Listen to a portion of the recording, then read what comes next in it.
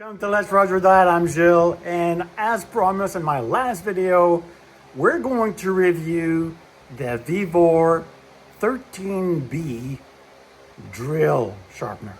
Let's do it. 13B is essentially grinding your bits slightly differently than 13A. The split point is not quite the same, and quite frankly, I like it. It's fine. Now, it's got tons of features, and I'll go through them very quickly because this has been beaten to death by a lot of other channels, and I don't want to repeat everything they've said, but I'm going to give you a tour of this machine and touch on a couple of points that nobody's ever talked about. So, as of this date, which is the 30th of July, 2026. The 13B comes with collets that go all the way to 15 millimeters. Now, unfortunately, there's no room to allow for those two extra ER20 holders, which is a little bit unfortunate, to be honest, because this machine is exceptional. But they do provide you with a collet which accommodates these two ER20 holders. So that's all right. Now, the convention as far as sizing is somewhat different here. There is no 2 millimeter collet. So really, this starts at 3, blah, blah, blah, on all the way to 13. Now, for those of you who have eagle eyes, you're going to notice something that's rather odd here. Look at number 5. Number 5 is nice and small, you know, it is 5 millimeters. But look at these three. They are not. Why is that? Well, quite frankly, the way they design this is this side is 3 mil, this side is 4 mil, etc. It took me a few minutes. I was a little miffed at first. I was not pleased. But that's all it is, and it works perfectly fine. Okay? Now, as you can see here, I've sharpened a fair amount of drills already, and I think it's worthwhile going through this exercise by myself with all those different bits, because quite frankly, it made me learn the machine a lot better than if I had just done a couple and, you know, tried to muddle my way through. Now, I even took the time to take my magnifying glass and have a look at everything, including the lettering, the laser lettering that's inscribed on these. Now, there's none on these three here, but the rest are all laser engraved with the size. Interestingly enough, the 12 to 13 is actually engraved 1312. That's rather odd. But, you know, no big deal. I mean, everything works just the way it should. For those of you who may not have ever used an ER collet, I think it's important to talk about how these things fit, because you want them to work right for you. So, an ER collet, you know, is split from both sides and allows for a really great grip usually along the whole axis. So to get it in there, you see the collet here as this lip. So essentially, and this, by the way, has a lip. So you go like this at an angle and you place it in, and see, it holds it. That's how an ER collet holds inside its collet. So when it comes to fitment, I just want to show you a couple of things here. Number one, this is our collet. And I've just picked a drill bit at random, all right? Now, what I like to do is just take my drill bit, go in there. Okay, this one's nice and loose. This one's too tight. And then I'm gonna try the one in the middle. And so you take your collet and your holder, and then you put it in there and say, oh my God, it's too loose. But wait, an ER collet has quite a bit of holding power, and its range is pretty significant. So here you go, look, I just tightened it up, and it's got quite the range. And that explained the range that they say here, 3 to 4 millimeters kind of deal. Okay, so let's not panic. That's how it works. We're talking about basics, just as in any other collets, you're gonna make sure that the soft part of your drill bit here is actually without burr, right? So if it does, just take a file and deburr it. If you're not, you're not gonna get a nice firm grip from the ER collet, and you know, it's not gonna work out all that great for you. So that's a little tidbit for you to know. Now, the first step in using your new drill bit sharpener, of course, we've dealt with the sizing issue. We've got it in there, and the instructions are pretty clear. No tightening it up as you first start, right? Okay, so this is, I would say, at 3 millimeters. So here is a sizing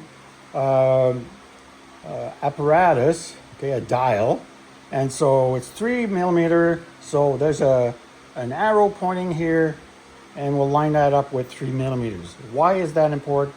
Because this device here moves back and forth, and as a result, it aligns, you know, it works with you to align the flat part of your drill bit in order for you to get ready to sharpen. So how it works is you take your drill bit, you put it in, and we'll just snug it somewhat, right? Not much. Just, I want it to bottom out, and then I turn it clockwise, and there's a flat spot here, and then the sharp part of your bit right here has to align, you know, in the perpendicular to this flat spot here on your holder, right? So this flat, this flat. Okay, so when you put that in there, all right, it moves. Make sure you go to the right, lock it in. Then you can move your drill bit and tighten the collet, all right? Now, once you've done that, to withdraw, just turn left and pull out, okay? That's step one. Once you've achieved that, okay, not rocket science again, you come over here and there are two flats. I mean, let me show you. So we're gonna mate the flats on our holder with the flats here on our sharpener. So there's two parts of the sharpening apparatus.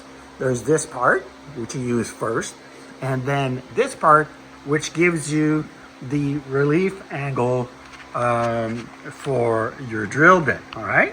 So let's just go through it real quick. Turn that on, it's very quiet. Look at that, it's just amazing. And then you put that in there, okay? And always start with this thing on the left, all right? So go counterclockwise, listen to this. Okay, and then it turns, so we turn it until you don't hear any more grinding. Turn it around, we'll do the other face. Okay, voila. All right, so that's step one. Actually, that was step two. So in step three, we're gonna carve our relief angle with this thing. So you can see that a little bit. Okay, so now it's nice and sharp, but there's no relief angle, so we need to do that. Now, what I found works really well is if you take your flats, okay, you see these little pins here? That aligns and restricts those flats from turning too much. So you take it down, some people just go straight down, but it's going to grind really hard to begin with, okay? So we'll turn it, we'll put it in, but turn clockwise slightly, and then come back.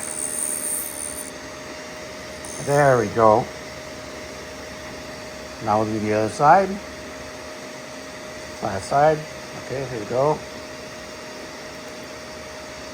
Let the flats fall where the pins are located.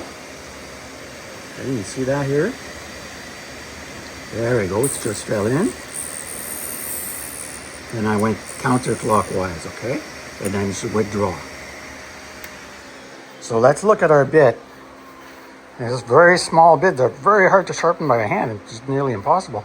But look, perfect relief angle at the back. It's just, I grind my bits to 135 degrees, so that's why it looks flattish, but I prefer it that way. So I'm not gonna bore you with sharpening 1,000 bits here, okay? I've shown you the basics of it and the little tricks on how to grind with this thing and not, work it too hard. There's no need, right? Now, when you insert your drill bit in here, okay, there are times you'll see it'll take more than you thought it might. Don't press too hard. Just move it back and forth and let the grinder wheel do its work. When it stops grinding, then you turn it to the other side. There's no need to push hard. There's just a small motor in there. It turns really fast, but it's not all that strong, right? And the same thing here at the top. There's no need to force the whole drill bit in there at all. So as you saw, this thing just sharpens exceptionally well. I mean, for the price you pay, it's astonishing, right? I have had these drill bits laying on the workbench for years now, just waiting for an opportunity to grind them sharp, and bam, I bought that, and I was so pleased that I did. Now, there are a couple of things that bother me about this machine, but they are quite minor, to be honest. All right, so let's go through. One thing that bugs me is that I've got these accessories here, okay? I've got extra accessories and nowhere to put them. Drives me mad. Come on, Vevor, let's do something, like some sort of holder at the back, whatever. So I'm gonna have to create one. I've seen something that somebody made on YouTube, but it would fit all of these accessories. Now that gentleman that I saw created a vacuum cleaner, and it's all great because it does produce a fair bit of grinding dust. Look at my hands. But it's not a huge deal. But the whole idea of being unable to store these, that's a little thorn on my side. What now? The next thing that annoys the crap out of me here, like, look at that, okay? I'm supposed to see the tip of the drill bit sit against the wall of that thing and then turn it so that the flat sits on the bottom of this guide. I dare you to see that yourself. So here's what I do. The flashlight. Let's turn it on. Now I can see. Okay, so we can see the drill bit touch at the back. I can see where the flat is. As I turn this, now I know that it's the flat part of the drill bit is actually, or the cutting part, is leaning where my finger is.